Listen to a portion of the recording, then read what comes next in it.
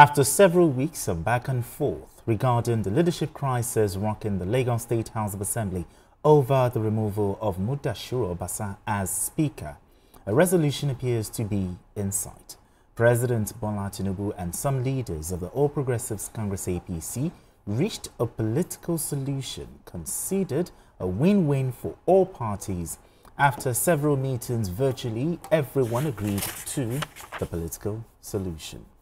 Okay, BKO, we heard there was a meeting, by party leaders who were involved. And what do you know about this meeting? What was discussed and what was reached? Well, it's not one meeting. There have been several meetings. Okay. Political leaders have been invited to intervene.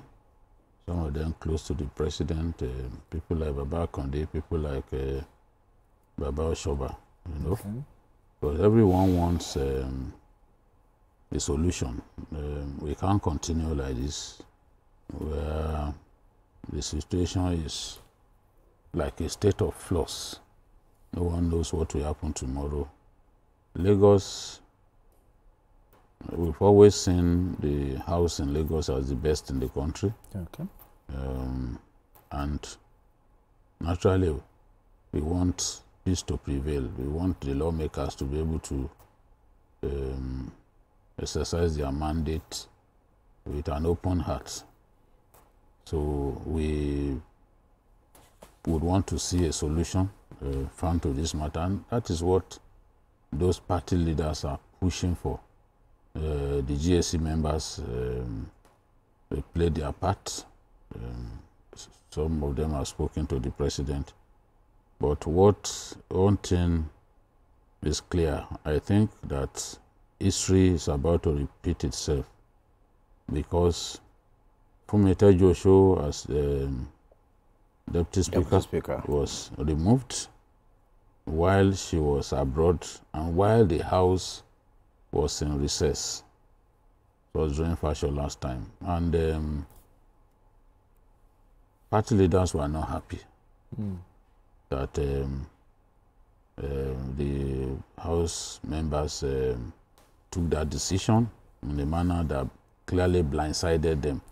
Just the same way that we are told the president, as the leader of the party in the state, was also not aware that Obasa was going to be removed. Somebody told me that if they had told him, he would not have allowed them to remove Muda.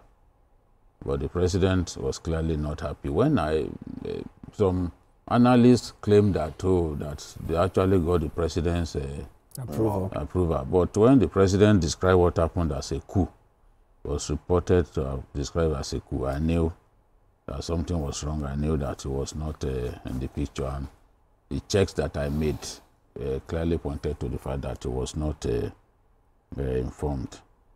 Now, at the time that Tejoso was removed, the speaker at the time, Ikuforiji, did not want to convene the House because they were on recess. Okay. But they told him that he would be sacrificed if he did not call that meeting, because some of the lawmakers were angry, were fed up with Tejoso. They felt she was arrogant, and when they were attacked because of the oversight function in the motion area, they blamed everything on her, that she was the one who gave the instruction. In the end, Fumeta Joshua was allowed to resign, so that the slate is wiped clean in terms of the record of impeachment and all that. So they are pushing hard. The leaders are pushing hard for Obasa to also resign when the House reconvenes, so that it does not hurt his political future, and he won't be referred to as a impeached speaker of Lagos State after all these years of service. So they are pushing for that. And what I also heard was that they want the new speaker to come from Lagos West. Lagos West is very useful to the party, has always been very useful to the party. They get tremendous votes from Lagos West, especially the Alimosho area, you know, all those places. But now, Obasa is from Lagos West, so they want the new speaker to come from that place rather than having the governor and the speaker come from the same constituency. Okay. So that is one of the arguments that these party leaders and the president have, that look, there has to be that balance. There has been a lot of conversation even on that, but I think that the initial conversation did not yield anything because the lawmakers were not prepared to sacrifice the new speaker that they just elected. But it is clear that in the final analysis, Miranda would have to step down, of course with the approval of his colleague, of our colleagues, have to step down, revert to her role as a deputy speaker for somebody from Lagos West, maybe Raji or Setonji, the Badagry man, to be the next speaker. I think this is the you consider as the right plan. This is the plan, but they are still talking. They are still talking. No, nothing ruled in at this stage, and nothing ruled out. But they are still having conversation around that, because look, when Prometheus Joshua was removed, there was an attempt to also bring her back by the party leadership, you know, because she was replaced by Mrs. Bola Badmus Olujobi, daughter of Adio Badmus, late Adio Badmus. Late Adio Badmus was the person who raised up Tinubu's hand. Before the 1999 election? 1998, when the Justice Forum adopted him. Justice Forum was the first group to adopt Tinubu as the governorship aspirant before he became candidate. So it became difficult to get out of the way because of the circumstances of her, because of her background. Because the father was the one who raised in Baba Hamzat's house at Yaya Baton. Baba Hamzat's house was where Justice Forum used to have their meeting. That's the father of the current deputy governor. Yes, was a party leader, you know. But the Badmus was the leader of Justice Forum at that time. So they insisted that they would not remove the person that they had put there, but they had to leave them alone. So in this case, they are still talking to the Lagos lawmakers to allow this proposal by party leaders who have also communicated with the president to prevail. So we don't know what will happen. Another thing is, for the 1 month or maybe a few weeks she's been speaker, will she be recognized as a former speaker with all the privileges, pensions, and all? If I don't she know. decides I don't know if that is part of the proposal. It could be one of the sweeteners. It could be one of the sweeteners that they will introduce to the discussion, so that, to make sure that it's a win-win situation for everyone. But I can feel her pain, because I saw a video of the Lagos speaker in tears. You know, she must have felt, look, I do not deserve all this. Yes, she got emotional, all this wahala and all that, because she didn't make herself speaker. Her colleagues chose her. So I'm sure she couldn't live with the pains that she had to go through. But from what I hear, the president is not insisting that Obasa must come back. What pains the president is the fact that he did not know that it was coming. You know?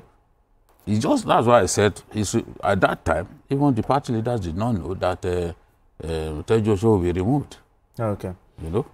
All right, Monji, let's look at implications now. The colleagues actually made her speak. What if she refused to step down? What's the implication of this? She can't refuse to step down, you know. There's a difference between the legislative arm and the executive arm. Yes. The difference is that all the legislators, whether at the State House of Assembly, National Assembly, Reps and Senate, they are all the same. You all fill a form to represent your constituent, your constituency. Okay. Unlike that of the executive, where a governor will fill a form that he wants to be governor. A deputy governor will fill a form that he wants to be. So they are all equal members. The 40 of them, anybody could be speaker. Yes. Now the party can talk about zoning or ranking or whatever, but anybody, they are all equal. I mean, primus inter pares. The speaker is just the primus inter pares, the first among equals. So, and the moment they can form a quorum, a quorum here is 26.6, since we don't have half women, so exactly. Let's assume it's 27. The moment they can form 7, they get in there in the morning and the speaker refuses, I mean, maybe they feel he didn't greet them the way it's supposed to greet them, they don't need any reason, they can just remove him or her. So it is not our choice to say she wants to remain speaker, and that's why this has been very difficult. I mean, she had wanted to actually step down because she said this wala is too much, but the Akodi said no, remain there. And at a point, this issue will have been resolved by a month ago, but they nominated 3 people, but the other members, 37 of them, including herself, are on one side. Only 3 are on Obasa's side. But like Jide said, the bone of contention is, and where they couldn't fault the president. Okay. I mean, for his political sagacities, when he told them, come, yes, it would have been sentimental to say, yes, we are having the first female speaker, but then you must balance. There are 3 senatorial districts in Lagos. Okay. The governor is from Central, the deputy is from East, somebody must be from West. Okay. So you can't have 2 people from Central. So Melinda is from Apapa, is Central. So the deputy governor, which means the power will be skewed. The whole of the West will be left out. Okay, so for the sake of balance. For the sake of balance. Now, when you want to balance now the issue of, well, how would women feel? I mean, I've been seeing some women lawyers or women because some would look at it from the prism of gender. But then, gender is key, but then the political balance of power is also key. Even the woman they were considered is Labour Party. The other woman, she would have considered. It was not easy for them to say, okay, bring another woman. Bring another woman. Okay. So that's where the problem is. But this morning I heard that the ousted clerk too, I mean, also went to the assembly. Got a court judgment. Got a court judgment from industrial court. He says he wants to come and resume. He was chased away. Oh, really? It's part of the drama that is on food on Nofeko. He was there this morning. But did they remove him legally? Well, if we don't follow procedures, he has every reason to challenge the remover. Yes, he showed his face. That one too is, I mean, you can't. That one too is something that is part of the resolution, and I think they are saying that. I think in the final analysis. Yes. I heard at a point the Nobel laureate also intervened, Professor Wole Soyinka, and the Minister for Solid Minerals, Mr. Dele Alake. All right, before we go on to our next conversation, BK, there were some persons who are of the opinion that the president's absence from Lagos is actually causing some of this thing. That if saying the president was actually still in Lagos, all of this would not be happening. What are your thoughts here? I disagree. The president is in Lagos. Well, the president is a Lagos person. The Lagos boy. The probably city distracted boy. with. They don't call him city boy for nothing. You know, the city boy that they are talking about, Lagos boy. It's your banile, it's your it's not. That is not the thing. The president is everywhere. The truth is, Mr. President had a soft spot for Mudashiru Obasa. Okay. Mudashiru Obasa demonstrated so much loyalty to him. He doesn't brush aside people who are loyal to him easily. You know? So, if you move against a person that he likes in the way that they've done and did not allow him to make an input, Okay. that is why he has reacted in the manner that he has reacted. Hey, I'm not his spokesman. Yeah, to show that But he cherishes loyalty. I've studied the president for so long that I can write 2 books of 500 pages. Or 500 pages. I can write 2 books, each of them 500 pages about him. I know when he reacts in a way, I know where he's coming from. I know how he thinks. Okay. You know his body language. No, I understand his body language. People who are close to me know that I sometimes will say, you can see he's likely to do this, and that's what will happen. Okay. You know?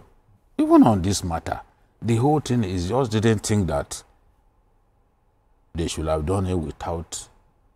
He's given an okay to I mean, without informing him. And now, unfortunately, this has happened, there's no balance.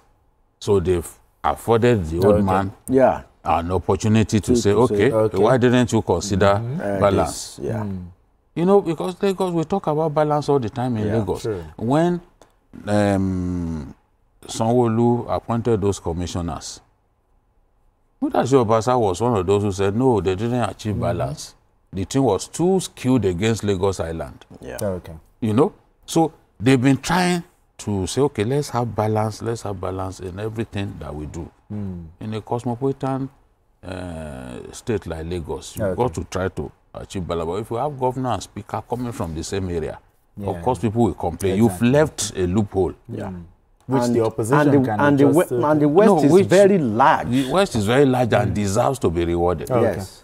Even in the commissioner appointments, they complained that the West was shortchanged. Go back and see the list. Okay. That was why at that point some people agreed that yes, why should Lagos Island have so many And people? they have so okay. is the I don't think that the president has left Lagos behind because he's president. No. Okay. No. All right, gentlemen, let's move straight to our final story. Tragedy was averted on Tuesday at the premises of the headquarters of Ogun State High Court when the ceiling of the court presided over by Justice Okpe collapsed during seating, with the registrars and lawyers scampering for safety. According to some lawyers who were in the courtroom when the incident